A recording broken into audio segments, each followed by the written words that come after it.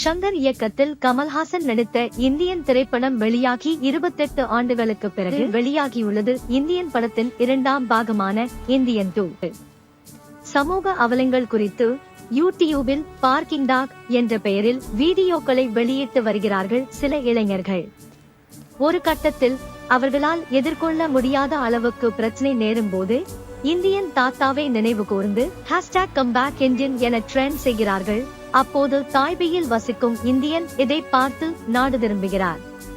தானே ஊழலை ஒழிக்கும் எல்லா முயற்சிகளையும் மேற்கொள்வதை விட ஒவ்வொருவரும் தனது வீட்டிலிருந்து ஊழலை ஒழிக்க தொடங்க வேண்டும் என்கிறார் இந்தியன். அதை பார்க்கும் சில இளைஞர்கள் அதுபோல செய்து சொந்த வாழ்வில் பெரும் இழப்பை சந்திக்கிறார்கள். குறிப்பாக கதாநாயகன் தனது அம்மாவையே இழக்க நேரிடுகிறது. இதற்கிடையில் இந்தியனும் சில கொலைகளை செய்கிறார். ஆனால் சொந்த வாழ்வில் இழப்பை சந்தித்த இளைஞர்கள் இந்தியனை வெறுக்க தொடங்குகிறார்கள். பொது மக்களிடமும் இந்தியன் மீது வெறுப்பு ஏற்படுகிறது. அப்போது கோ பேக் இந்தியன் என ஹேஷ்டாக் உருவாக்கி ட்ரெண்ட் செய்கிறார்கள். அவரை பிடிக்க முயலும் காவல்துறை அதிகாரி பிரமோத் அவரை தீவிரமாக துரத்துகிறார். இந்த நிலையில் இந்தியன் என்ன செய்கிறார் என்பது மீதி கதை. முந்தைய இந்தியன் படத்தில் சேனாபதியின் வயது 100 வயதை கடந்திருக்கும்.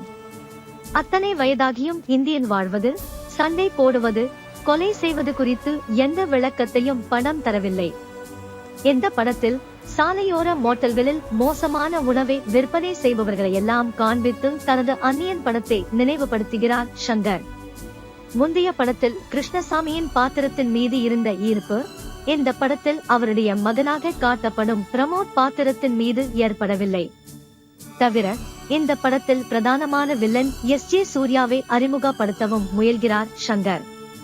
அந்த வில்லன் 4 காட்சிகளில் மட்டும் வந்து எந்த தாக்கத்தையும் ஏற்படுத்தாமல் செல்கிறார். இரண்டாம் பாதியில் சுமார் அரை மணி நேரத்திற்கு நீளும் சேசிங் மற்றும் சண்டை காட்சிகள் அயற்சியை ஏற்படுத்துகின்றன.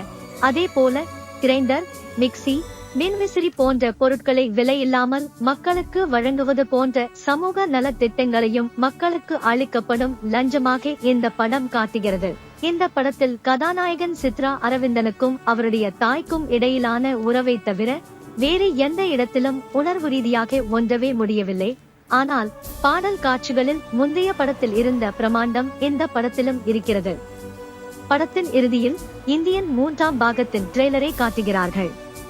அந்த ட்ரெய்லர் சுவாரஸ்யமாக இருக்கிறது.